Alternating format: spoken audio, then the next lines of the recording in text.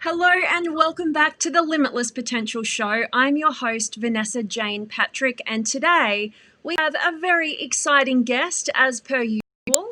Today we've got a really special one. We have Kenny Weiss, who is a leading personal development speaker and author of Your Journey to Success, a brilliant book that I actually just finished this morning, just in time for this interview. And as an advanced life coach and founder of the Greatness Movement, he works with successful entrepreneurs, professional athletes, individuals, and families. He has been featured for his work in Psychology Today, Phoenix Magazine, and Reader's Digest, among other popular publications. Through his powerful methods, transformational coaching, and life-changing workshops, Kenny's mission is simple: to help as many people as possible become the greatest version of themselves. So very excited to have Kenny on the show. So without further ado, let me introduce you to the one and only Kenny Weiss. Hey, Vanessa. Thanks for having me. I really appreciate it. Oh, awesome to have you on. And it was so brilliant to get to connect with you just recently and kind of have a chat with you on your show. Yes. So heal the hurt. That was fun. Now, turnabout's fair play, right? Exactly. I couldn't wait to turn the tables on this one. So I want to start with just asking you what I ask every single guest to begin the show, get us in the right state of mind, which is, what are you most grateful for in your life right now? Right now, I would say, I guess what is something that happened yesterday. I've had a very difficult relationship with my kids. There's been, we could do a 10-hour podcast on that because of my own struggles as a parent. I'm a firm believer that if your kids are struggling, it's just a mirror image of your own struggles. And the science proves that out. And so there's been difficulty with my kids because of my life and their mother's life too. I'm not in this alone, but yesterday on Facebook, I got a little notification. It was from one of my daughters, and it was a video of Tom Brady. You're in Australia, but you probably know who he is, the quarterback for the Patriots. Mm-hmm. And he was being asked a question, who's his hero? And he said his dad, and he started to cry. And so my daughter tagged me and said, Kenny Weiss. And I was like, that daughter and I have had, 2 periods where we went, she's only 23. We've had 2 periods where we went 2 or 3 years without seeing or speaking to each other. So I've worked my tail off trying to repair who I am as a person so that my kids can repair who they are as a person. And so that's an indication of the work I've done. And so I was I'm very grateful for that. Never thought I'd get something like that. So you'll make me cry right out of the gate.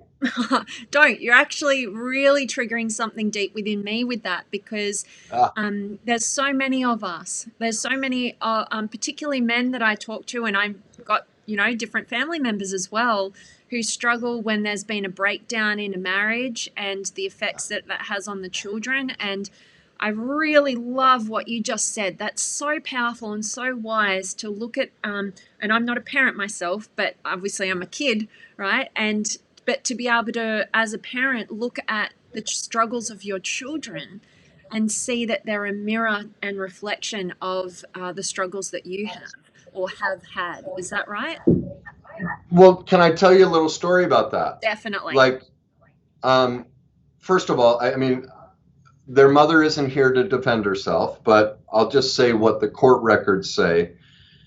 It was the therapist involved said it was the worst case of what's called parental alienation, where one parent teaches the kids to hate the other parent that they'd ever seen. And so that was part of the dynamic. Now, I was going through my addiction stuff too, so I was as big a part of the problem. And here's the other thing. I married her. Well, if I marry somebody who's like that, who's that? That tells you about me, not her. I'm still the problem because I was attracted to somebody like that.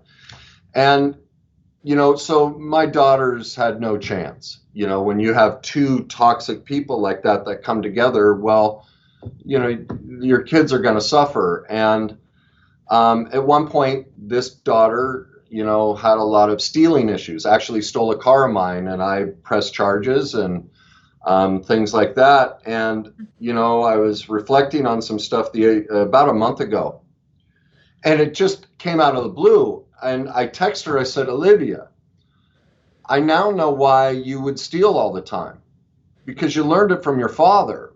When you were a kid and I had started my contracting business, I would go to, there'd be job sites where, they're building neighborhood homes, and I would go steal the lumber and then go build debt. I had my own started my own company. I'd steal it. And I said, well, you learned to steal from your father, because I know how emotion transfers. Mm-hmm. Your kids become your emotional, what's going on with you. And so, and the DNA, I'll stay out of the science of it. I don't want to bore you, but, and I was like, well, no wonder she had issues with stealing, like her father, hello. And so it's things like that. It was, seeing what her issues are and going, wait, what's my issue? Oh my God, well, no wonder she struggles. And so the more, whatever it is, a relationship with anyone in my life, whenever there's a problem, I always turn it and go, well, this is about me. And if I heal that, it at least gives this an opportunity to heal.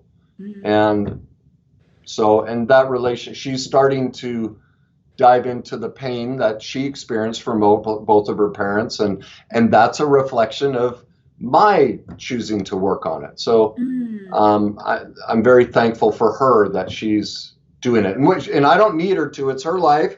If she chooses never to do it, I still love her. Like, she doesn't need to be different. Yeah. She gets to live her life any way she wants. And I don't require that she go heal herself. That if she thinks she needs to do that, great. But it's just funny how your kids are such a mirror to your own dysfunction and imperfections. Absolutely. And, you mentioned something just then, and I know you said that, I don't want to bore you with that, but I don't think it's boring. And also we've had Sean in the comments here saying not boring, right? Like, we want to know, and there's so much I'd love to cover with you today, but I feel called to just go into this quick angle with you because, and I know it's not a quick angle actually, but to go into the angle of looking at how that there is that connection point. You mentioned the DNA and the emotional experience. So my audience would love to hear a little bit more. Sure. Well, they've done countless studies. A baby in utero, in the uterus of the mother, whenever she feels stress, which this is another frustration I have with the industry. I can't stand when people say stress, because if you look at the clinical definition of stress, it's fear. Whenever we're stressed, we are in white hot fear, but as a world, we don't want to admit we're afraid. So we create this maladaptive false denial term, call it stress. Because if I tell you I'm stressed, what does it mean? It means I work more than you, I'm a better parent than you. In other words, I'm great, I'm so stressed. But if we say I'm afraid, I can't be afraid. Well, everyone's in denial, and that's why everyone's in pain. Stress is fear. And so when the mother feels fear, it actually releases chemicals that completely alters the brain structure of the child. You're altering the DNA of who your child will become. They've also, as I put in my book, they've done studies with, they trained scientists to be able to shift their emotions. And so they'd go into the lab feeling dark, painful emotions, and DNA would actually separate. They wouldn't touch anything. They'd just approach the microscopes and everything, and on the slides, the DNA would separate. They'd leave the laboratory. They'd do the work to then come in and experience joy and happiness, and the DNA would regather. And so this is my frustration with COVID and all these different things. There is one symptom that's at the heart of every single illness and disease. It carries across all of them. And what it is unhealed emotional childhood trauma. And that's the one thing we as a society don't want to talk about, don't want to deal with. And that was my experience. And what I do is I saw so many people in this industry, while their skills and tools are great, they're offering people the stuff that feels good, but they're not giving them the solution, which is down here. And that's what I became an expert in, is to bring, when you have this information, now you can put into place theirs, and the two together, you have the full process. But the process, because I was suicidal following their processes, it didn't get to the answer because nobody's talking about this.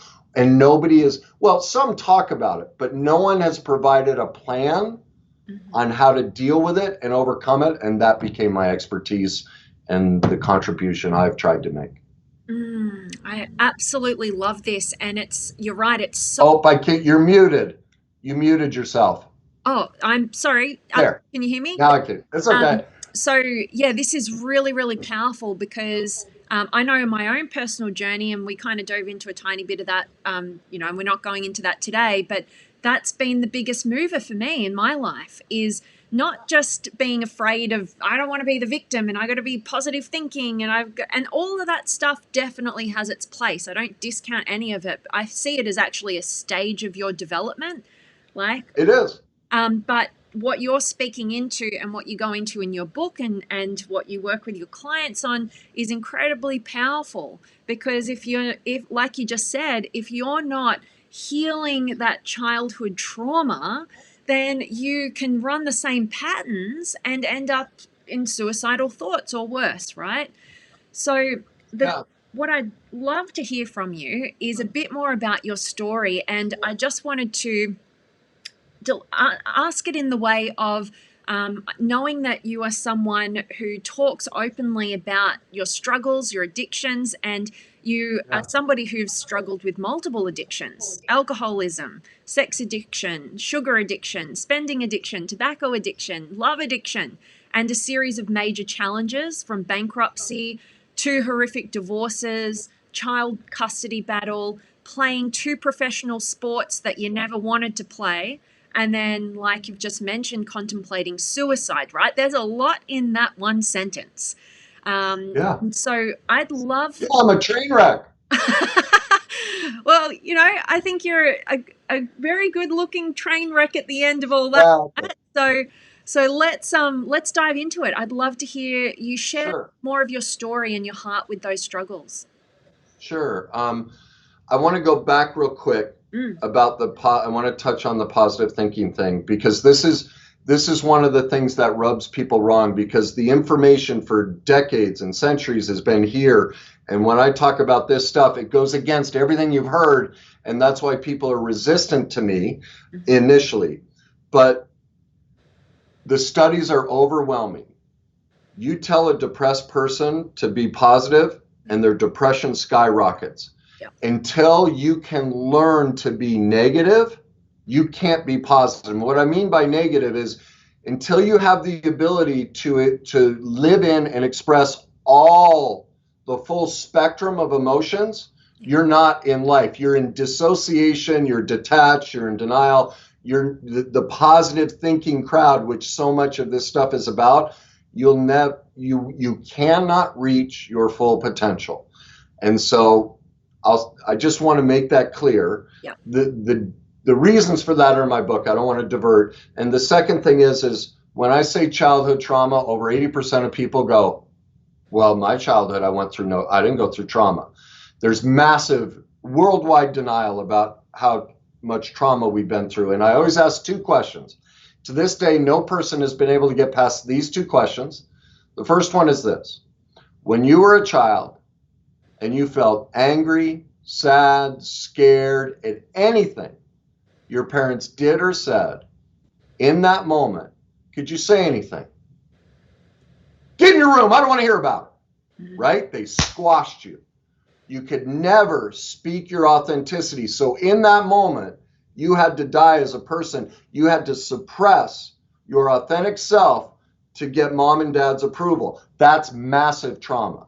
The second question is this: do you have any type of secret from your parents?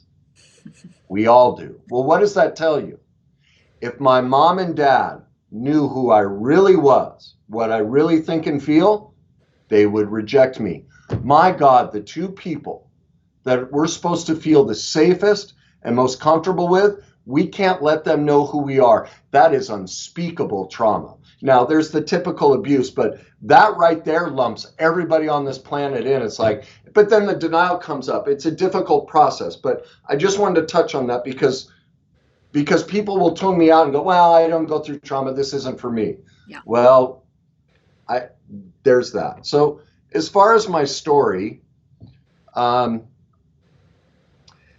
as a kid, I could just walk in a room and feel what was going on in people. I don't know what that is. I've heard people throw lots of terms at me, and I don't care what you call it, but that was always there. And then when I was 10 years old, I woke up in the middle of the night just to use the bathroom, and I opened up the door, and there was my mom passed out naked on the toilet. And that's when I found out she was an alcoholic. Now, something I realized I hadn't put in the book or anything, but my mom also sexually abused me. We never had sex, but my mom thought I was hot. Like, my mom would leer at me, be like, Kenny. And when she'd hug me, she'd push her groin into me. It's what's called covert sexual abuse. It's not overt, it's not direct. And so the combination of that, and then my dad was beat to death as a kid. And my parents were 16 and 18 when they were married. My dad never hit us, but they had 4 kids by 21 and 23. My mom was adopted and abused as a child. My dad was beat. 4 kids at 21 and 23 with all that trauma history. Like, my mom should have been a crack addict too. Like, why wouldn't you be an alcoholic? I'm sorry, I'm 54 now. And kids are it's a huge job. So I don't blame my mother, or my father, but I do hold them accountable because they made the choice not to go learn about this stuff and to heal the pain they'd been through. And because they didn't heal it, I didn't know how to heal it. And so, as you said, from there, I suffered through multiple addictions, the child custody battle, the 2 divorces. In that first marriage, I was both physically and verbally abused. The bankruptcy, the pro sports I see now, they were just coping skills to avoid who I am and try and get other people. They were very manipulative. And when you read my book and learn the stuff I talk about, you'll listen to pro athletes and you go, oh my God, they don't want to play either. They're just reliving their trauma and they don't even know it. And then finally, I spent 3 days holed up in my apartment contemplating suicide. I was trying to write my kids a note, and the easy part was describing the pain I was in. And part of that note is in my book. I wrote my counselor in the midst of that period. And what got me into trouble was when I went to write about why this is the right choice. Like, this is the best thing for me and everybody, and it's okay. Well, every sentence I wrote, I'm like, that's manipulative, that's codependent, that's transference, because of my ability to feel what's going on. Like, I'll know things about people that they don't know about themselves. It's kind of creepy. And so I was always fascinated, why can I do that? And so for 30 years, I'd been reading psychology, also counseling, because obviously my life's a mess. So I was always trying to work things out. So really what saved my life is I knew too much psychology. I could not shrink myself. But in that moment, that's when I realized there's something wrong, because most people end up here. Maybe not suicide, but miserable. Most people are miserable. I mean, I talk about that a lot. Gallup did a poll just a couple years ago and found that 87.6% of the people on the planet, not just the US, the planet, are unhappy. So, and now it's much more common to pursue personal development, and it's not working. Counseling, all this, it's not working. And so I went into my office and I wrote down, I want to come up with a process nobody else has discovered that'll fundamentally change society. And that over the next couple of years, I switched my focus. As I say all the time, you know how instinct works? You're like, I think this might be right, but if no one's talking about it, you're like, well, I must be wrong. Well, once I started diving into the science of how the brain and body works with trauma, all these different things, I was like, oh my God, the studies are right there. The science is right there. Why haven't Tony, all these, like, I have to be careful. And I have to warn you, because of my grandfather, because I will say things incredibly judgmental, demeaning, very arrogant, and it's not my heart, but I'm still trying to reconcile how to say it. I haven't quite overcome it. And so when I bring up other people, that side, that trauma that's been passed down through our family is still there, and I still haven't quite snapped it. And so my goal is that when I bring up other teachers is not to say they're bad, because we need all of them. They're all part of my process. But the discovery I made is they didn't go far enough, and they're not telling everyone the where it all starts and what we need. And if we don't have this, we can't put their tools in place. And so that's what I discovered is those things, and they're all right there. And I made the connections to it. And so the process, I lived it on myself, and now I teach it, and it's been very helpful. So that's a little bit of the story. Yep. And I'm willing to elaborate on any aspect you want to talk about. Definitely, definitely. I'd love for you to share with people, having gone through your book and seeing what, you've termed and come up with. I'd love for you to share what is, the worst day cycle, and why is it important or impactful for a person to know? Well, I'll see. I mean, it's a 6-hour audiobook, and I will do my best. Mm-hmm. It's difficult to explain because it requires challenging almost all of a person's long-standing beliefs and what we've all learned as a society for centuries. And that's very uncomfortable. And so to walk somebody through that process takes time, because the denial mechanism is going to go no. Also, the way the brain works, whenever we hear, touch, smell, taste, see anything we've never seen before, or had an experience before, it triggers our amygdala. Our immediate reaction is to reject it. And so most people, not most people, but some people with my stuff will reject me right away, because already, and I describe in the book, I'm like, this is exactly what's going to happen to you during the book. I think it's like page 36. You're going to do this, this, this, this, and this. And I can't tell you how many people I run into 3-6 months after finding my book, and they literally describe, and because they haven't read the rest of the book, they stopped. Their amygdala, all of it happened, and they went, nope, I ain't going there. But the basic premise is this. What starts the cycle is trauma. And as I mentioned earlier, to me, that proves we've all been through trauma. So let's just, instead of me breaking down how trauma works, let's just simplify it and agree, I guess, as a starting point. We've all been through trauma. Well, there are two main things that happen in trauma. The first one is this, and it ties into what we are as a species. We have two needs that we must meet as a species or we'll die. The first one is attachment. If we don't physically and emotionally attach to another human being, we'll die.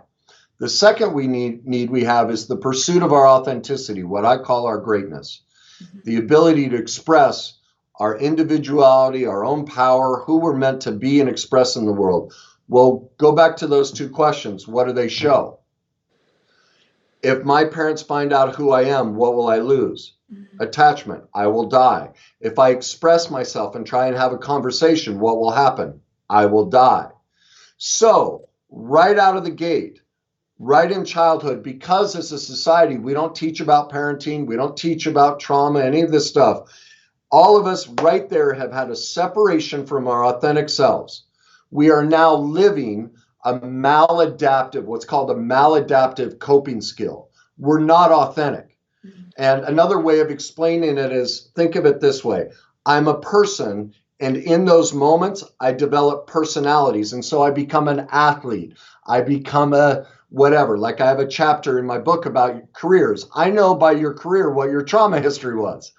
Whatever it is, real estate, this, it just tells me how you lost your authentic self in childhood. It's how we all pick our careers. And so that initial severing creates a massive power vacuum. And because of that, it triggers in our brain and body a chemical addictive process, the fear process in our brain and body, and our brain and body actually gets addicted to it. Now, I don't want to break down fear.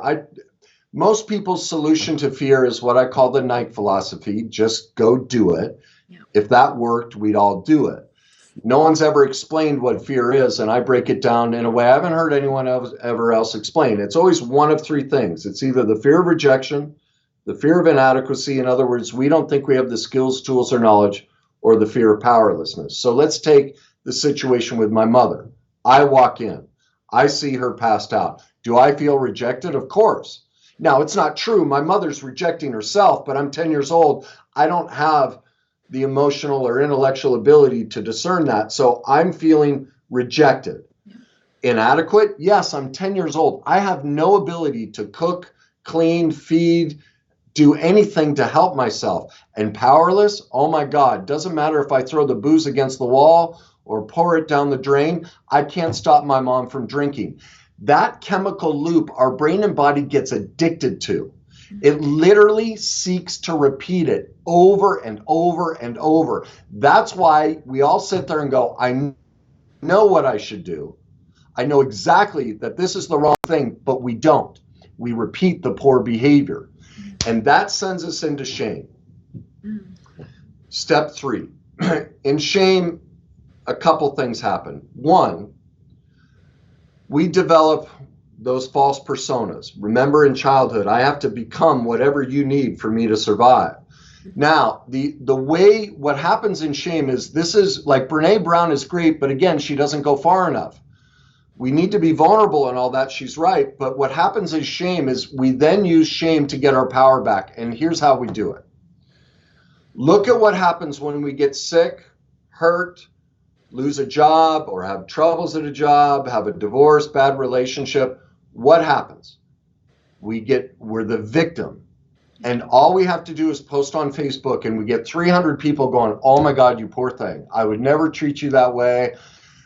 Being the victim, re-inflicting that pain against ourselves gives us power, because everyone will sit there and go, well, I didn't want that. And I'm like, but you chose it. You're responsible for that choice. And do you see what you got? See, as a child, I had no choice. I just went to the bathroom. There's my mother. But now as an adult, I will pick that bad relationship, career. I will make myself sick and hurt. Like I talk about in the book, I discovered before I knew any of the science, inherently, this is my feeling instinct. At 18 years old, after I found my mom passed out, I spent the next 6-8 years in and out of hospitals. Stomach problems, back problems. They could never find out what was wrong with me. And this is common in the medical industry because illness and disease is almost always trauma-based. And they don't check for any of that. And anyway, my back went out. I'm laying on the garage floor screaming at my mother to get my crutches because they're in the rafters. And she's not coming. And so finally I scream out, you selfish son of a bitch. When are you ever going to stay sober long enough to take care of me? And in that moment, like I still get chills, I went, oh my God. I realized that day was the one and only time my mother was drunk when I was sick or hurt. And in that moment, I realized, my God, I've been making myself sick and hurt to control my mother's sobriety. And that's why we get sick and hurt. That's why we have bad relationships, bad careers, everything. Now, as a kid, the trauma happened to me. My life was taken from me. Now as an adult, because we don't teach any of this and no one's aware that they're doing this. Like, I'm not saying people are bad. No one's talked about what I talk about. No one in the industry has gone here. So no one's aware of it. What they don't realize is they're choosing it, because at least I frickin' chose it. Now I've got power over it. I'm doing it to myself. I can't stand the word accident. People will say, oh, I got in a car accident today. And I'm like, accident? Where were you going? Work. How many years you worked there? 10 years. Was it the same route you always took? Yeah. Did you leave at the same time? Yeah. So you're telling me 10 years, 300 times a year, you drove the same route and you're calling it an accident? You put yourself in that position 3,000 times. Where's the accident? Now, what was going on emotionally? Oh, I got in a fight with my husband. I wasn't paying attention. Boom. So now you got your husband. You got power over your husband because of the accident. That's what happened. But again, so that's what happens in shame. Now, look at what I'm asking you to admit. And this kicks us into stage 4 denial. 1, none of us are who we think we are. We're all living a maladaptive, false persona. We're not authentic. Because look at what happens when you go through trauma, you lose your self-esteem. Well, in trauma, we have to deny the truth of our parents. That's why people will always defend their parents. Oh, no, I can't admit this because my self-esteem got crushed, and so I have to be in high denial. Yeah. And so what happens is I call it the scales of injustice. All of us are stuck in massively low self-esteem, massively high denial. Well, the only solution to that is we have to admit who we really are. But look at the beauty of this. Is I see that, oh my God, 1, I'm not who I think I am. And 2, I'm the author of my own self-destruction. What do I get? Truth. Boom. When I can see, that's why there's a chapter in my book, The Day I Saw My Darkness, the day I saw how I was manipulating and using all this stuff that everyone does. I went, oh my God. No one's shown us how to see that imperfect part of ourselves. Like I've heard people, they just use the shadow personality, but they never describe the process to find it or overcome it. And that's what I've done. Here's how you find it and here's how you overcome it. And so that's what it is here's your shadow personality, to use their terms. And the only way to see it is to become an expert in the cycle so you can go, oh my God, I set it up. And when I see the truth of my perfect imperfections, what do I get? Esteem. Because if I can love the deepest, most broken, ugly parts of myself, man, I got the world by the tail. So that's the first thing I'm asking you to confront in denial is I'm not who I think I am. And whether I'm 20, 40, 60 years old, the thought and the feeling reaction for people is, well, you mean my life's a fraud and I've lived this whole life wrong? And that's not what I'm saying. That's not the point, but that's the feeling. So we go, no, Kenny's wrong. This isn't true. I didn't victimize myself. My parents didn't do, no. Yeah. But that's only the first half I'm asking you to confront. The second half is this. Look at what you have to admit. Your parents. And ultimately, to reclaim your authenticity, what do you have to do? You have to sever that false attachment bind you created with your parents. Well, my God, we already felt perfectly imperfectly loved by our parents. For me to actually claim my greatness and become who I am, it's all subconscious. Feeling experiences will then all have no attachment. They'll hate me. It's not true, as you discovered in my book. It's when you actually get attachment, that's when it happens, is when you claim yourself. But no one's taught us how. No one's had that experience, and it sounds so big and overwhelming. People just go, okay, can we just go back to happy memes? So it's so much more involved in that, but that's as simple as I can try and explain it for now. I think you did a brilliant job at explaining that, and everybody listening is going to get a ton of value from that. Some of the things, I picked up your book and I didn't have the experience that I know a lot of people you talk about do have. Yeah.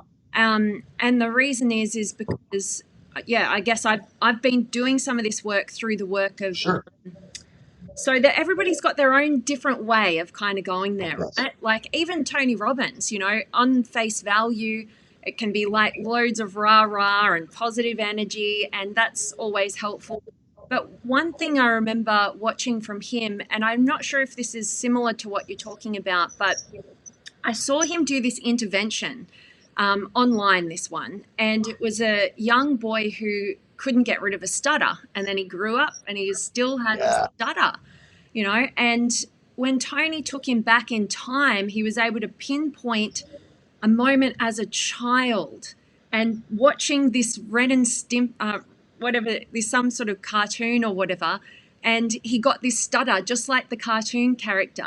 And I've seen the video. It's amazing. Yeah. And that shift to know that, like your story, right? Like that you develop this strategy as like to be able to stop your mum from going to alcohol, just like this little boy tried to stop his parents from fighting, right? And it's so empowering to have that element of truth.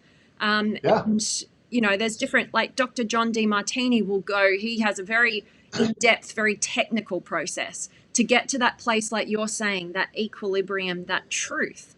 That's where love is. And so, and don't get me wrong. Yeah. Tony has changed millions of people's lives. He's opened the door to people like me. And if one thing in my book, I don't know that I've seen anyone else do. I tell you, the recovery process, you have to read Tony. You have to read, like, they're all part of it. I'm not just like, I know this. My book won't make sense. You won't be able to do the whole process unless you do their work. It's a requirement. You need their skills. You need their information, because it's like Tony's brilliant. The difficulty, or I don't know if it's difficulty, but in a situation like that, Tony fixed the problem for him. Yeah. Well, that makes the child or that person dependent on Tony for the answer. Yeah. Well, I don't want that. I don't want you dependent on me. I give people the process so that they can become me. And that's what I've seen also in this industry is people get in this position and you're always reliant on me. Oh God, please. That's why it's the greatness movement, not the Kenny Weiss movement. Because I want people to learn this information and then they go teach it to others. And 100 years from now, it's a way of living. And it's like, well, where did this start? I don't know. Some guy, Kevin, I don't know. It's not about, like right now, it's about me because I'm the one who went here. Yeah. But it can't be about me for it to work. And you can't depend on me. And that's what part of the problem in a lot of the processes is. It makes you depend on them, and it doesn't teach them how to work that process themselves. And so that was another gap I tried to fill. Well, I love that you're doing that because I'm on the same journey, right? Because I started with Tony Robbins, and then I'm like, but what is he doing? I don't want it just done on me. Like, I want to know, what is he doing? And that started my own personal journey and personal development, and then wanting to give people access to a vast variety of different people who are teaching maybe similar stuff, maybe totally different stuff, but how about like go and build your own muscle of your own authenticity, your own discernment, your own ability to feel what feels right to you, and go on that journey of empowerment, exactly like you're saying. So I really resonate with that. The one thing is, the cycle is inherent in society. That's one thing that separates what I discovered versus, the personality tests and things that are out there. They segregate you into these boxes, and you're kind of here or there. But it's all these different boxes. The worst day cycle, there isn't a single person on this planet who's not living their life in it. It's universal. It's a human dynamic. That's another thing that separates what I've done from anyone out there is I can sit with anyone and break your life down. Now, the key is I don't want to do that. I want you to be able to do it. So then the coaching and the university courses is I turn you into me for yourself. Mm-hmm. So you learn how I learned the process on myself. I teach you that so that you can then have the ability to work the cycle on yourself. Now, the beauty of it is, like you, our life stories, while some similarities, it's different. My ability to reach you won't be perfect. And the people that follow you, they're following you because they identify with your life story. They might identify with some of mine, but I would never reach them. So if someone like yourself knows the cycle, and then because of your own history, now you can reach a whole segment of the population I never could. And that's why it's the greatness movement, not the Kenny Weiss movement. It can't be about me, because it would just be this little enclave. It'd be one of those sick, twisted, guru type people, and that's not what I want. So Totally. yes, you're exactly right. Everyone has to use all of that information, and then my hope is they step on me and take it further. That's my hope. Yeah, absolutely. And I love that you're on that and doing that with your movement. So yeah, really resonate with that. So again, there's so much that I want to dive into, and I feel like we could probably create an entire series with all the different experiences that you've had and how to apply it. But I feel really called to go into the direction of, because I feel you bring this piece that I love hearing from you about, which is the parent-child dynamic. I think it's just super important with everything that you're talking about. And I want to go into, because in your book, hearing particularly the section where you talk into your relationship with your father and that experience, I was so moved by that, and really resonated with it. And I feel like it can really help people. But I want to know, how do our unresolved relationships with our parents impact our lives? Can we forgive and forget? Or is there more work that really needs to be done, right? And I know you've kind of already answered this, but I'd love you to unpack that. Well, I think you want me to kind of focus on the situation with my father. And here's my experience, and those that have worked on the cycle and been clients and gone through my university courses, the outcome has been the same. And what I realize now, see, when you do this work, we all have pieces of our parents where we're like, damn, I wish they would have shown up for me here. I love them for this, but this part, I have this hole. Okay, so let's just call it a hole. And for me, like, I loved Christmas. I'm going to start crying. Talking about I don't know, I may just start bawling. I don't know why, I'm just feeling really emotional for some reason. But Christmas was the one day of the year my dad would come down in his pajamas, unshaved, and he'd play with us. It was like, that's the father I want. Where's he been? But it was the only time we'd get him. Now, as he got older, that changed. I give my dad tremendous credit. Well, the first thing you have to realize is my grandfather was basically me. He taught the whole Dale Carnegie, win friends and influence people. One of the first people to do it kind of in the Western US, yet he's beating my father. And so my father goes, psychology, personal development, screw that. My dad became an engineer. Here's what was fascinating, that by discovering the cycle and doing the work, when I knew my dad was dying, because what you're talking about is the end of the book when my father was dying, and he had been diagnosed with cancer. And my dad, I guess, was watching some of my videos. And I talked how cancer, the most effective cancer treatment out there is emotional work. Cancer is caused by deep self-hatred, deep resentment, deep held secrets, usually the inability to say no.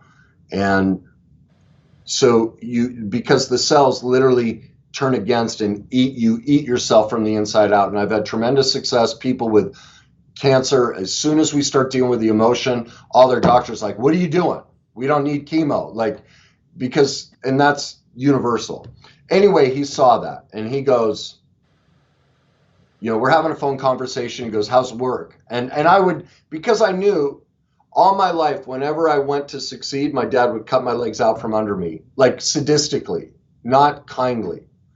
He'd do things for the other kids, like there was a hockey opportunity, and he's like, well, I think you should just take a year off and go to school, where is he didn't do that for the other kids. As he said before he died, he said, you know, of all the kids, you got the least.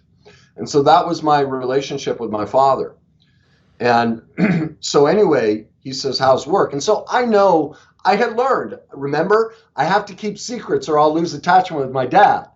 And so I wouldn't say things. And then finally he just yelled at me, what do you think? You think I wanted to give myself cancer? And I was like, whoa, Dad, that's not what I'm saying. It's not what I'm saying at all. And one of the things I realized, it took about 6 months for him to die. And I went and visited him a lot and spent time with him. And I had worked through the cycle, so I was in total peace. And this is the beautiful thing. I'm so glad I did this. Before I went, when we found out, I wrote down, I asked myself a question, who do I want to be? Because what if my dad opens up? What if he owns his stuff? Or what if he doesn't? What if he asks me, how am I going to handle this? Am I going to beat him over the head with his imperfections? What am I going to do? And I was like, I better figure this out now, so in the moment I know what to do.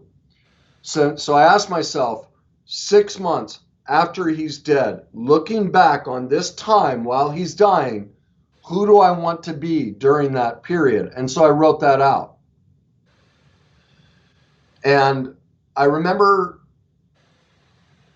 having a conversation with him and us talking about stuff, and it hit me. I went, oh my God, I saw it for the first time. I was like, the reason my dad cut my legs out from underneath me is my dad's gifted just like me. He could do what I could do, but because of his father, he shut it down. And so the reason my dad always cut my legs out from under me is I'm his unrealized potential. And so he couldn't see me do it, because if I did it, it would show him how he robbed himself of it. Remember denial, remember the cycle, the shame and denial pores. He couldn't go there. And I just was like, I remember, I'll never forget the moment seeing and just like, oh my God, there it is. I got my gift. Like my mom, here's what I learned. Like we all knew my mom had a gift like I do, but my mom could see evil. My dad could see greatness. And I got both. I got like a double whammy. And we all thought my dad was detached and all that. And I was like, oh my God, no, he's the most gifted. He's just never lived in it. But the only way I could see behind my own father's false personas and imperfections was by healing my own. And so you ask, how do you reconcile it with your parents? Because remember, the second denial piece, if I go pursue myself, I'm going to lose attachment. That's not what happens. Because I did the work, I no longer needed my dad to be different. Yeah. Remember in the book, I talk about how in my 20s, when I first quit drinking, I wrote him this long note of, Dad, you've never told me anything about your life. I don't know what your likes are. I don't know who you are. I just want to, and I ended with, it was 3 pages of all these desires I have to connect with him. And I said, I just want to be your friend. And when I came home, I was playing hockey in Canada. I came home, I was staying at the house for a couple of weeks, and he came up from the basement. He ran his company from the basement. And he goes, Kenny, I got your letter, and you just need to get over that. Like, wham. Again, cutting my legs out from under me. Well, in that phone call about the cancer, with the realization that my father was me, and the realization that my father adored the living hell out of me, and the reason he cut my legs out from under me wasn't because he didn't care about me. It's because he was in so much pain himself and he couldn't see himself. So he had to remember how the shame portion works. We victimize ourselves. I became his self-victimization. See, I could see it now. But in that moment, I said, Dad, no more. I love you, but I won't carry your pain anymore. I've done it all my life, and it's not my job. And I did it like this. I wasn't yelling and screaming. I very lovingly said, Dad, I adore you, and I know you adore me, but I'm not going to carry it for you anymore.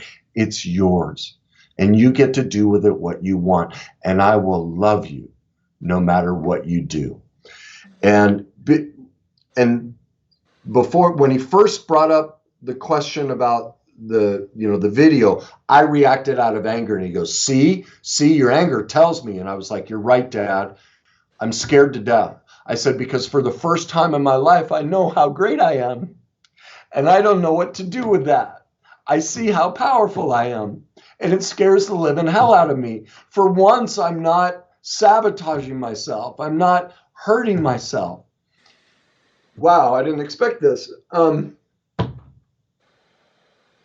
so you're right, Dad. I'm scared to death because now I know what greatness looks like. Now I know what we're all capable of. And man, you think you've been through fear in your life? Trust me. When you overcome the cycle and you get to this and you see, oh my God, what I can do, it scares the living shit out of you. Like nothing. It's the Grand Canyon experience I talk about with my daughters in the book.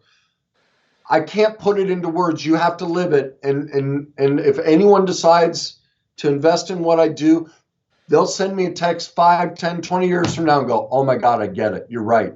No fear in life is anything like this. And at any rate, as I lovingly gave him his pain back, I was ending the conversation and I said, you know, Dad, I love you. You're always teaching me something about me, because I knew the deeper meaning. I knew that the confrontation was, I have to choose my greatness in this moment.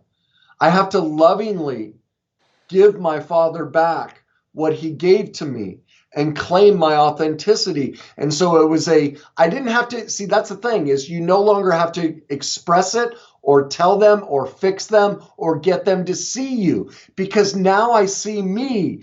I see the evil in me. Like my mother could see evil. Well, I have evil in me. I can see it just like her, but I'm also evil. Look at my life history. I mean, my God, my second wife, it wasn't in the book, only I didn't leave it out because I'm afraid of it, but it was salacious. It didn't advance the story. But my second wife, we had an open relationship. She was an escort. Like, I mean, I've done horrifically so-called, what people would say, evil things. So I'm that, but I could accept both. And so I no longer need my dad to see me because I see me. And so in that moment, I said, Dad, I love you. And you're always teaching me something about me. And he goes, Kenny, I don't want to teach you anything. I just want to be your friend. 20, 30 years later, I'd asked to be his friend, but do you see, my request as a 20-year-old was manipulative. Dad, you need to be different. You need to be the father I deserve. Do you hear how abusive that is? Just like our parents are to us. You need to be this type of child. You're bad, you're wrong unless you do this. And so then we do it right back to them. You need to be this type of parent. Well, when you go do the recovery work, all of a sudden you don't need that. And that's why you feel, even if they never shift, you have come close. You feel a level of connection with them you've never had before. It heals it. Even if they still treat you like dirt, it goes away. And that's the reconciliation process. And that's another Grand Canyon experience that it's hard for me to explain. I hope it resonates with people. But if you choose to do the work, again, you'll go, oh my God, I see it now. They're perfectly fine. But it's so much bigger than that. It's about, I'm perfectly fine. And I don't need them to be different. And so, like, I remember my dad was very manipulative. It was how he would hurt me. And when he first got cancer, remember I sat down and wrote, I need to figure out how I'm going to handle this. And I was hugging him. I was about to head to the airport, get back on a plane. And I was hugging him, and he said, and my dad didn't get very vulnerable, but he said, Kenny, is there anything you can think of that would help me? And I went, oh goodness, here it is. And I went, well, there's some suggestions I've, talked about. I sent him some Louise Hay, some information about how cancer is, an emotional condition. He goes, oh, that positive thinking stuff. See, there it was. It was a setup, but I knew it. And so I didn't, because in the old days, he'd ask me that, I'd tell him, and then he'd go, oh, that's stupid. He'd just cut my legs out. I didn't bite on it. And I remember hugging him, and he tried to do it. And when he said that, I just smiled at him. I kissed him on the cheek, and I said, I love you, Dad. See, I could let him. I no longer hurt me. And another instance, we were sitting on the back porch, and we're having an ice cream. And we were talking about, my younger brother and I both married narcissistic sociopaths and suffered horrific abuse in our marriage. And somehow the topic got onto that. He's like, your mom and I used to talk about, how did you guys end up with these type of women? I just don't get it. And I went, oh my God, here it is. This is the whole deathbed confession. Like, we're really going to go there. But remember, I wrote down, how do I want to handle myself? And I decided I don't need to beat my father over the head with truth. If he wants to go there, if it works for him, I'll love him. But I'm not going to dump my unhealed pain and manipulate him back. And so when he went there, I went, Dad, are you asking me my opinion and why that happened? And his eyes got big and wide. And it was dead quiet, and he goes, well, I just don't know. And I went, yeah, I just don't know either, Dad. Again, see, that's what comes of it, is I allowed him. And then I'll tell one more story. I don't want to ramble too much, but not at all. I was at the hospital. It was getting bad, and I went one morning, and I walked in, and I saw and felt, I saw death. And I called everyone. I said, it's time. You got to get over here. And I had to fly out that night. And I had made the decision. I knew that denial is what killed my father, not cancer. That's denial. Cancer is denial. It's denial of our pain. It's a denial of truth. And that may hurt people's feelings, but I'd encourage you to do the work. And I'm okay if you attack me. That's fine, because I get it, but I'll just say it this way. My life experience, yes, my life experience is cancer is denial. And I wasn't going to confront my dad's denial. If he wanted to go there, I'd help him, but he didn't want to. And so I didn't change my flight. I knew he was dying that night or the next morning. I didn't change it because I was not going to let my father suck me in like he used to do to take care of him and be a part of his denial. I wasn't going to let that happen anymore. And so I remember as I'm leaving, and everyone was like, how the hell can you leave when your father's dying? Well, you'd have to go through the process for that to make sense. And anyway, as I'm standing, it was time for me to go, and he's in his hospital bed. Oh,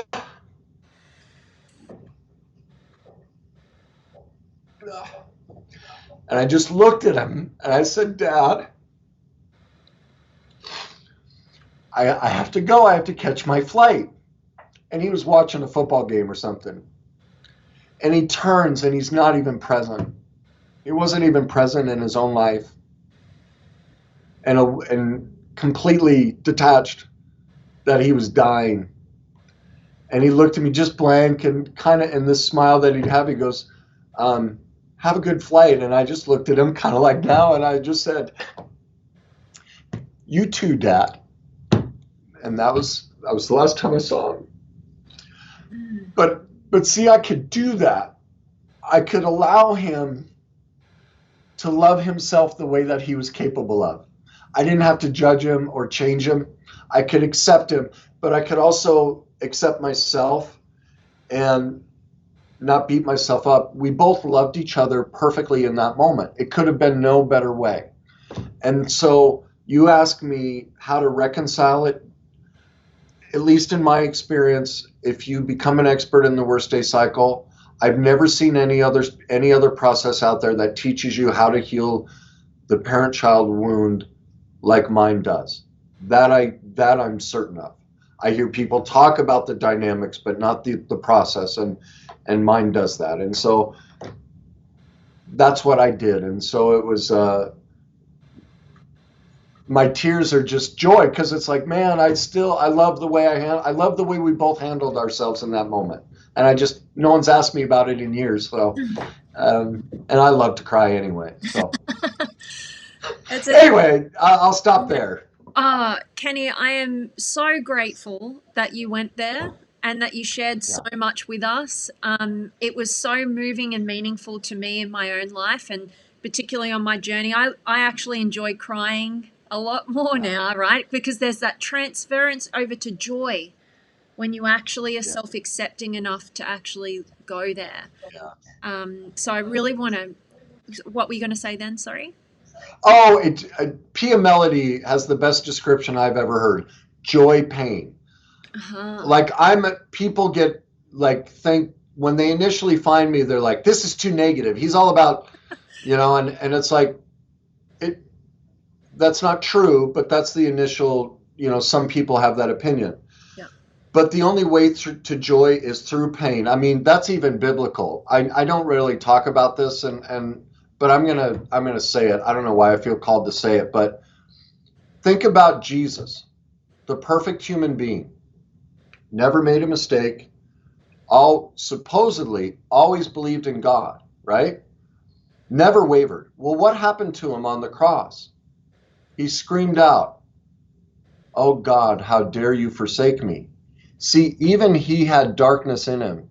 Even he had a broken piece inside of him that had never been reconciled. And how did he reconcile it? He went right freaking towards it. And that's what I advocate. Become an expert in your darkness, your pain, joy, pain. What came after that? He could then give himself fully to the cross. And that's what I've discovered is the answer's in the opposite. It's not in the frou-frou happy. You get joy in the process of working through the pain. You get unspeakable joy. And so as you learn to try it on for the first time and you start to learn to cry, you go, oh my God, I hurt so much, but damn, this feels so good. You get and that's the greatness. That's the authentic self being reborn, just like Jesus on the cross when he gave himself to that joy pain also. Yeah. That's what happened. And so at least that's my interpretation. I don't know that I'm right, but it's what I believe and what I've seen that is different, and I've seen it have tremendous impact on people. So that's how I would say it. Absolutely beautifully put. And it's something that, it's that integration, it's the meeting of the two opposites that we get that experience. So it's so beautifully said. And I wanted to just have a shout out from some of the people in the comments have been so immersed in your story. Lots of love being sent. Jared says, seriously, thank you for with all of my heart, both of you. And Elp says, thanks for sharing all these intimate experiences to help the others. That's very brave and helpful. Respect and love. And Data is saying authentic joy from within. So, well, thanks to everybody. I appreciate the kind words. It's very absolutely. But I talk about the opposites a lot. Yeah. And I talk about compliments. That was one thing when in my brokenness, I searched for compliments, but they would never fill me. And when I realized how denial works, that everything out of our mouth, everything we blame, judge, criticize, hate, we're always talking about ourselves, either directly or indirectly. We do those things, and they're part of our worst day cycle. And we don't recognize them. 2, we haven't healed them, and 3, we haven't forgiven ourselves for them. So whenever I get criticism, the first thing I do is I go, okay, where's the truth? Because most likely, look at my life story, it's probably true. So I own it. But the second thing I do, so I don't take on their pain, as I go, my God, do you realize, Kenny, they just told you about their own brokenness. Yeah. Whatever their criticism and hatred is, they're sharing. Like, that's massively vulnerable. Like, how gifted I am. That's why I love criticism, because what they're actually doing is showing me their brokenness. Like, how lucky am I? You care enough about me to show me your pain, and you don't even know me. I'm the luckiest. Like, think of how intimate that is. Mm-hmm. What a gift. Why would I ever be afraid to be criticized because this stranger has just gutted themselves right in front of me and shown me how broken they are. Oh my God. Now, the other side of that is true. And this, I don't know that I've ever heard anyone say this. Remember, if denial is the opposite, well, what's a compliment? The way denial works, we can only see something in somebody else that's operating in us. So when you compliment me, what's the truth? You're just telling me about your own greatness too. Mm-hmm. So you see, the criticism, they're showing me their darkness, and their vulnerability, but their light, the compliment, they're showing me their light. So I appreciate the compliments. I accept them. But I also want to give it back and go, man, did you just tell me how much you love yourself? And that's amazing. I love that. Absolutely. So beautifully put. And so much love to everybody watching today. And I just wanted to go through a couple of different quick lightning round questions for you that I feel could be valuable. But what do the words, considering we're on the Limitless Potential show, what do the words limitless potential mean to you? I've never been good at this because I go into my fear reaction. I know what'll happen 3 days from now. I'll go, oh, I need to, Vanessa, let me give you this answer. That's what I really think. It's my trauma history. I go numb and blank because of I feel inadequate because of what I went through. So my initial reaction is this. Let me see if I can work through and let go of that. Yeah. And what does limitless potential mean to me? I guess what's resonating with me in this moment is acceptance, complete acceptance of both your darkness and your light. Oh, I love that. Perfect answer. You don't need to reach out to me, but please do if you come up with other answers. I always want to know. I love that. Okay. What is something that you believe that other people think is insane? Just one. All right. Okay, now we have to do it. This has just become a telethon. Like, that list is endless. The number one, the biggest thing. Well, the way I dress. That a lot of men think the way I dress is insane. That they're like, man, that's just too much. And I go to the grocery store like this on a Saturday morning. This is just like, I feel incredibly uncomfortable in T-shirts and jeans that are just, I love to dress. So most people think that, and I'm in Arizona, 120 degrees. So what is that, like 40 degrees Celsius where you are? I some double and add 30, 40, 80. No, it's like 45 in Celsius, something like 43, 45. And I'm in a linen suit and they're like, that's insane. Well, I just love to dress this way. So how about that one? You're preaching to the choir with that. People always ask me, are you going to a wedding? And I'm like, no, this is me. But anyway, the next question is, what book have you given most as a gift? Well, I'm obviously self-promoting mine, that, but I believe, to me, if anyone who gets in touch with me, there are 4 books I say you have to start with. And the first 3 are all by Pia Mellody, Piamellody.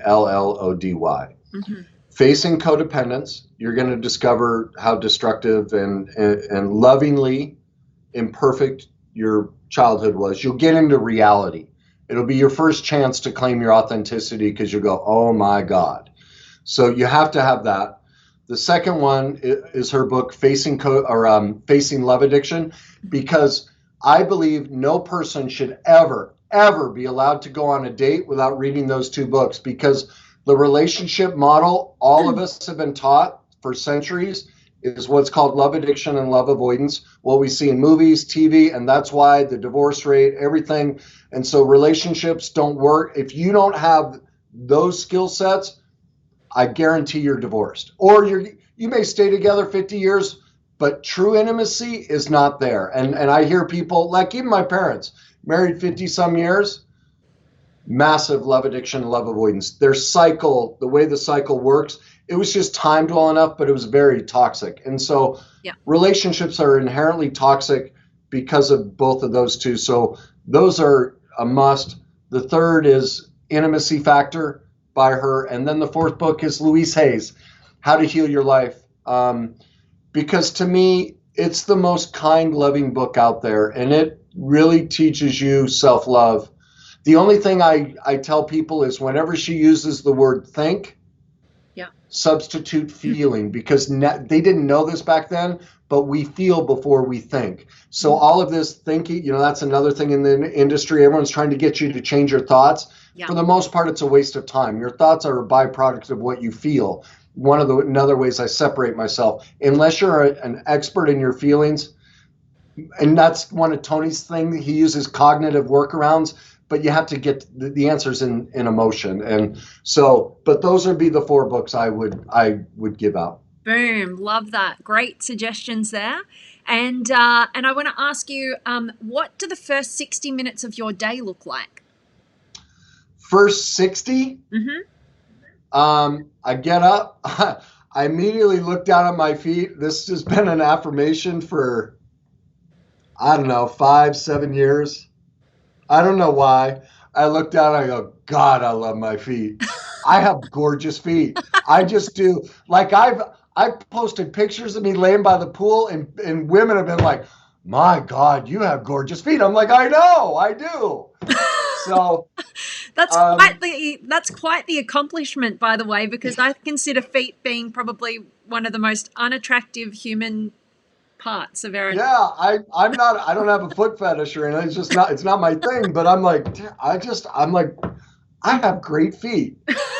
So that's the first thing I do. Then obviously use the restroom, brush my teeth, go downstairs, make a cup of coffee, walk upstairs to my deck.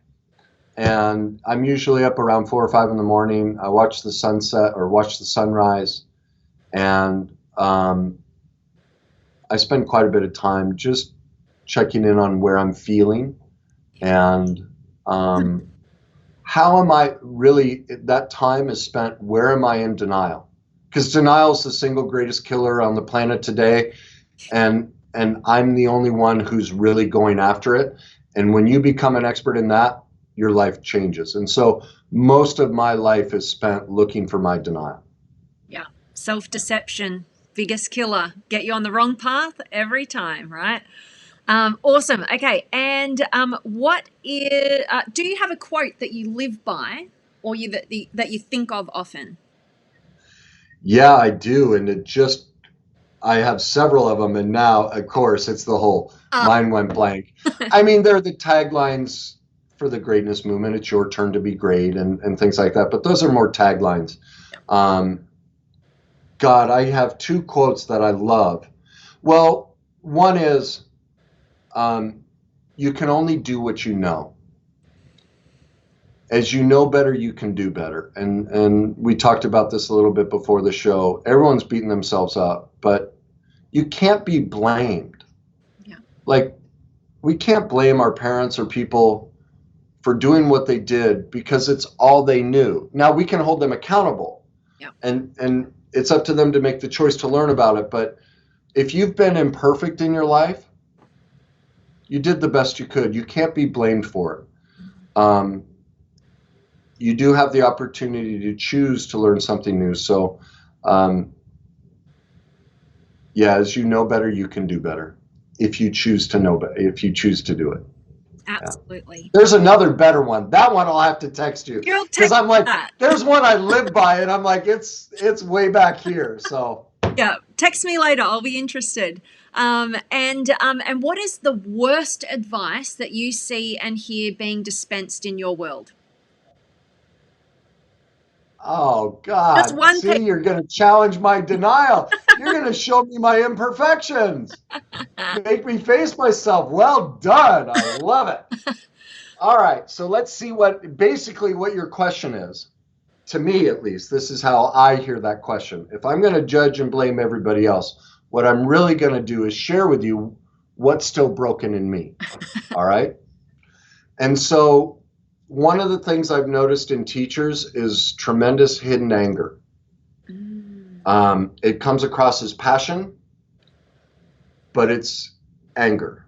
And and that's something I'm been really working on lately, is owning my own anger. We think it's, no, I've got the solution, and the truth, it's, well, I don't, that explanation is much deeper. I'll stay away from it. But that, and then the superficial buzzwords. Yeah. Without a detailed plan, like, I'll pick one. Yeah. Everyone says believe in yourself. To this day, I researched belief. I have never seen anyone describe how you believe in yourself. And it's very simple, really. And I've read countless books on it.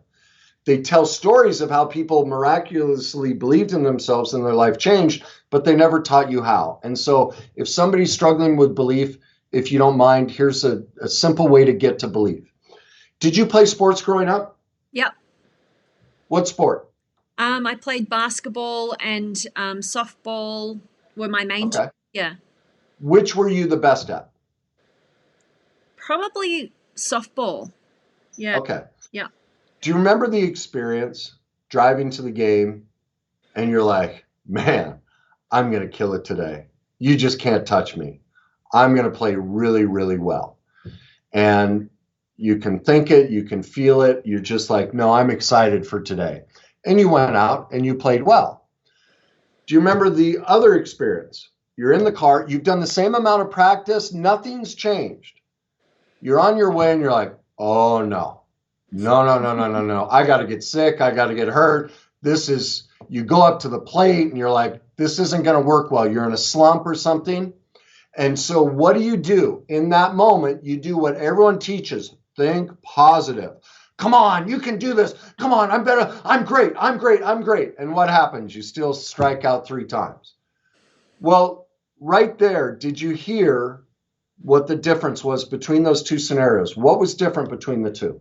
One was truthful and in alignment with what you actually felt, the thoughts and the feelings, and the other one was totally out of alignment, fighting against it. Okay, and what makes it out of alignment?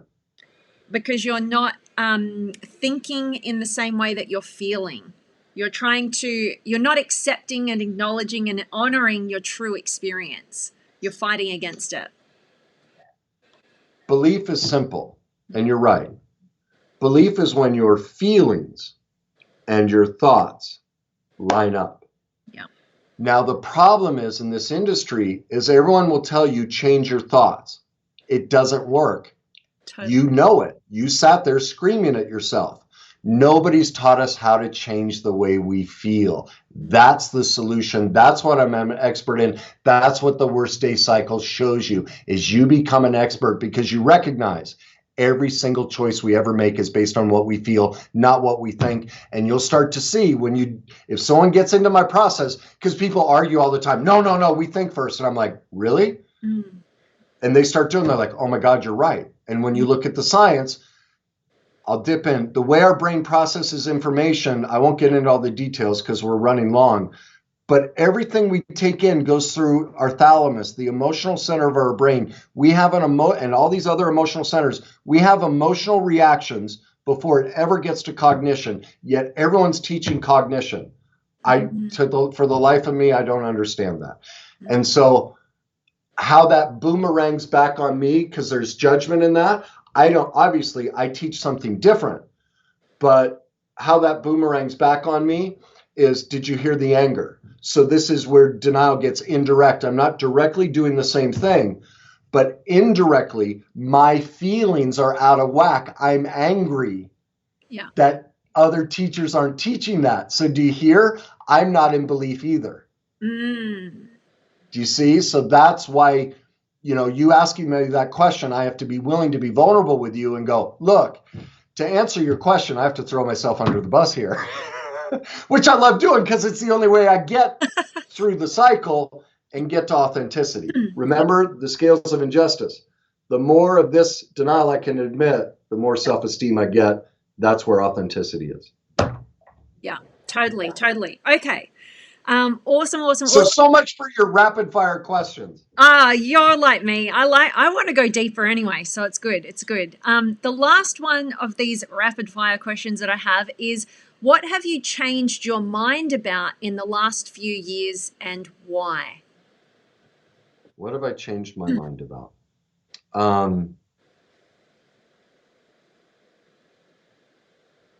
Gosh, I know a lot of things. I'm trying to see if a topic pops up into my head.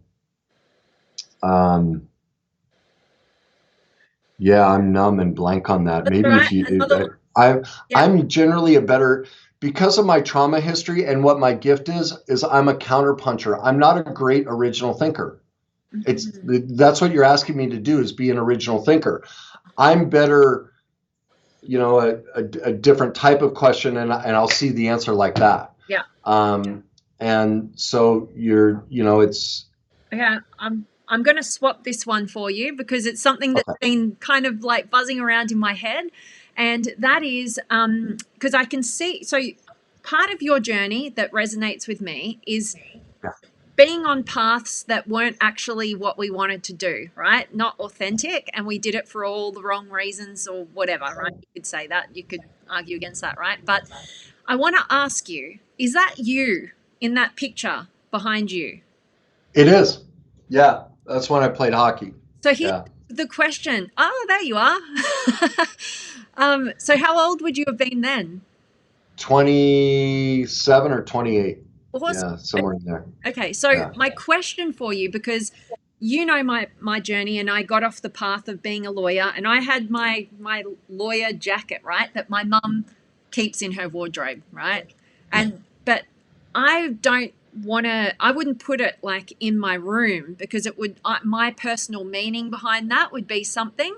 I'm fascinated to know your personal meaning behind that. Great question. And I'm going to show you. This is also up here. Do you see this? This is a newspaper article. I don't know if I can get it close enough. That's my older brother and myself. Okay. Cool. The reason these are up here is because they, and this is what people don't realize. I describe the way that the worst day cycle works is I use a metaphor. Have you ever watched a 3D movie without the glasses? Yeah, no good. You know how the colors are distorted and everything's kind of off, but since you've seen a movie, you kind of know what's going on. Yeah. That's literally how everybody lives their life. What they don't realize is every single choice they make, their friends, their hobbies, their careers, their relationships, every single one, all they're ever doing is reliving the worst day cycle in front of them, screaming back at them the trauma, fear, shame, and denial that they haven't ultimately faced and forgiven themselves for. So these are reminders. But see, what people don't realize is we're doing all those careers and all those things, screaming back at us what the answer is, what it is we need to heal and overcome. And so I chose hockey ultimately. Like, there's several reasons. It's in the book, but I'm going to give you one example. I chose hockey because I was screaming back at myself the trauma I hadn't healed, the trauma, fear, shame, and denial. It was right in front of me. I didn't know it because no one taught what I teach. So look at this. This is a newspaper article. My older brother had just signed with the New York Islanders, a professional hockey team. I don't know how crazy, you guys probably aren't crazy about hockey there. And a couple years later, I was going to turn pro. Well, do you see the title of the article? It says, ice proficiency began to emerge over sibling rivalry. The first two paragraphs talk about how my older brother used to just beat the living hell out of me. And that when we were playing street hockey, he'd force me into the net and shoot frozen tennis balls at my head. And it says, but Kenny discovered something. Kenny realized when he stopped his brother's shots, it would piss him off. Remember how the cycle works. We re-victimize ourselves to get our power back. I never wanted to be a goalie.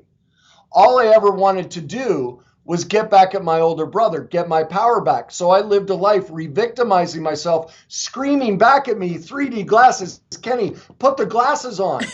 You're just reliving your trauma against yourself. You don't see it. No one's taught this. So why did I pick a physically and verbally abusive spouse? Well, my older brother used to hold me by my head and literally pummel me. You could see he was huge. Yeah. Well, let me ask you something. You wouldn't know this, but have you ever been hit by a woman completely frozen, just like my brother? 3D movie, worst day cycle. The brain seeks to repeat what it knows. The fear like, and I can sit with anyone. Like, this is what we all. Nobody's immune from it. And so this helped me discover what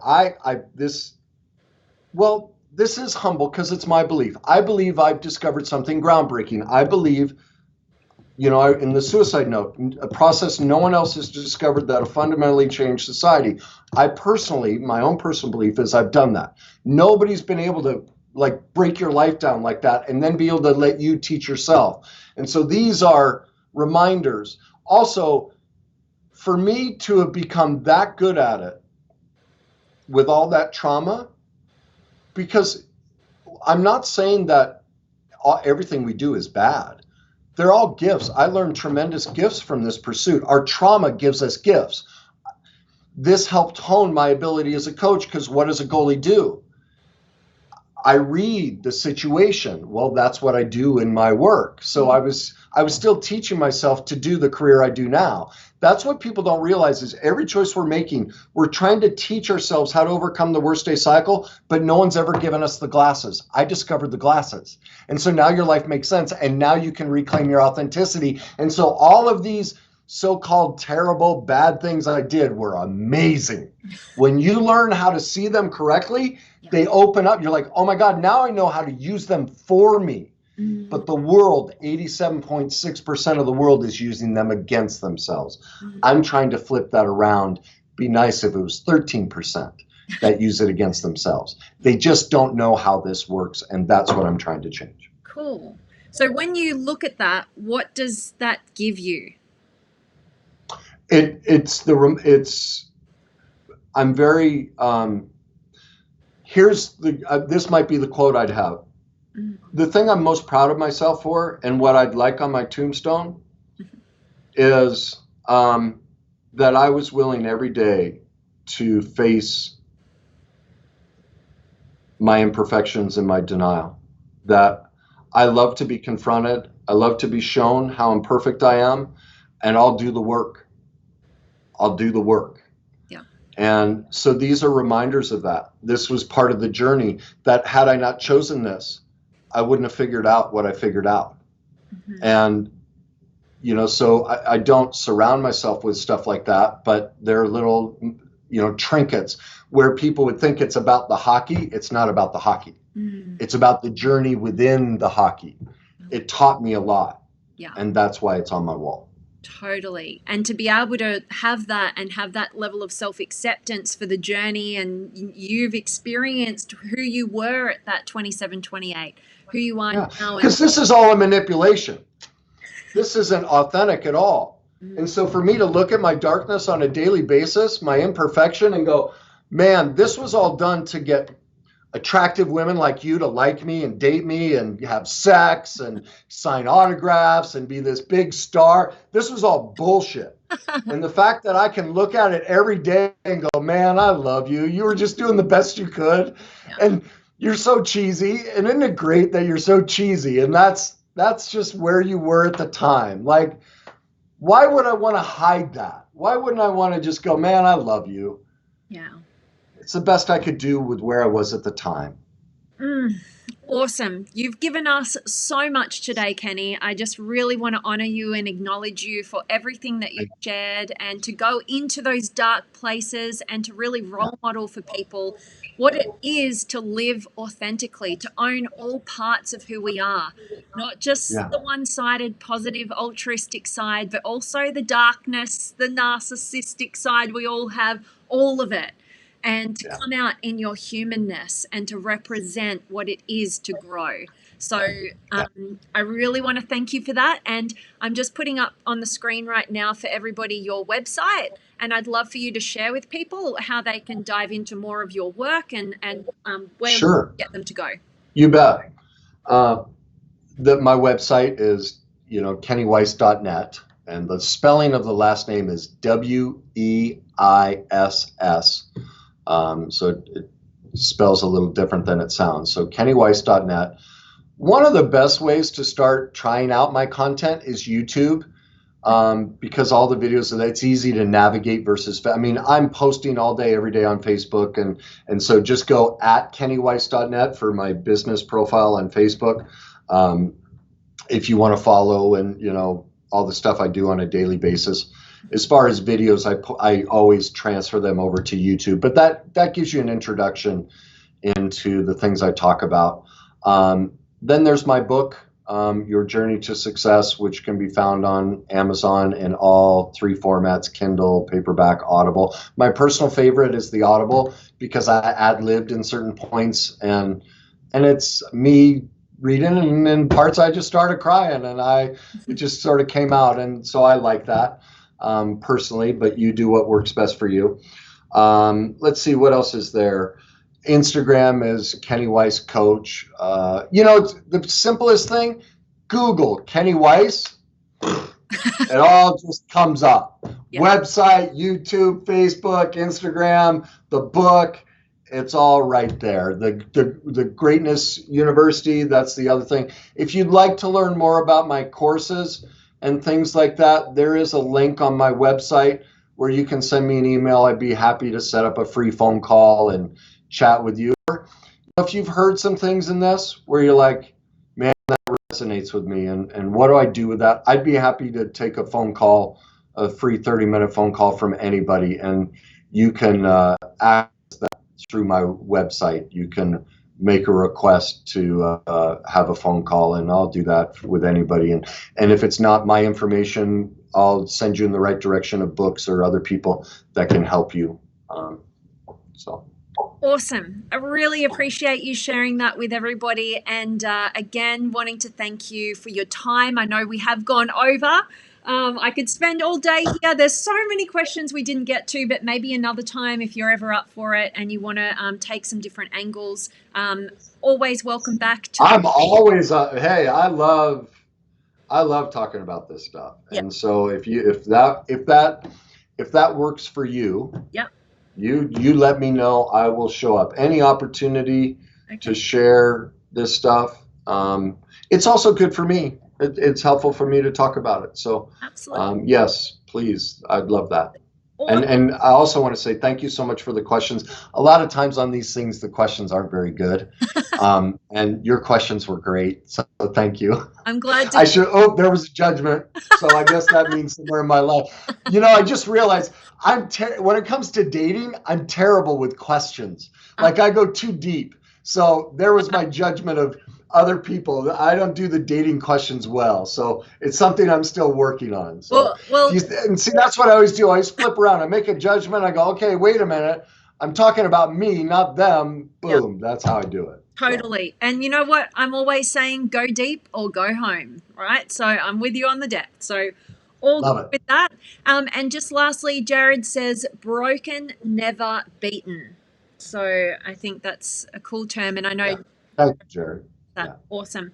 So everybody watching, I hope this has been of tremendous value to you guys. I've just soaked up all of your wisdom. I want to thank you again for being in your heart and sharing from that place of feeling and emotion and representing that. So we're not just stuck in the cognitive level like you talk about.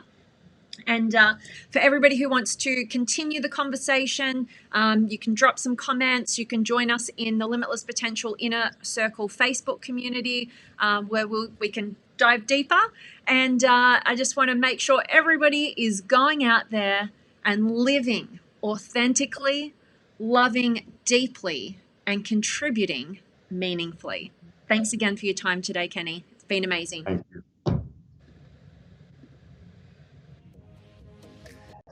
Awesome. Thanks so much, Kenny. Thank you. Such a pleasure. Thanks for having me. Absolutely, absolutely. And anytime you want to come back, let's do it. Let me know what your schedule is. I'm happy to go in any direction you want to go. So if you want to send me some dates, I would love the opportunity to talk more about it. Awesome. Because I found it takes me describing things a lot for some people. I mean, someone like yourself who's done a lot of work, it can be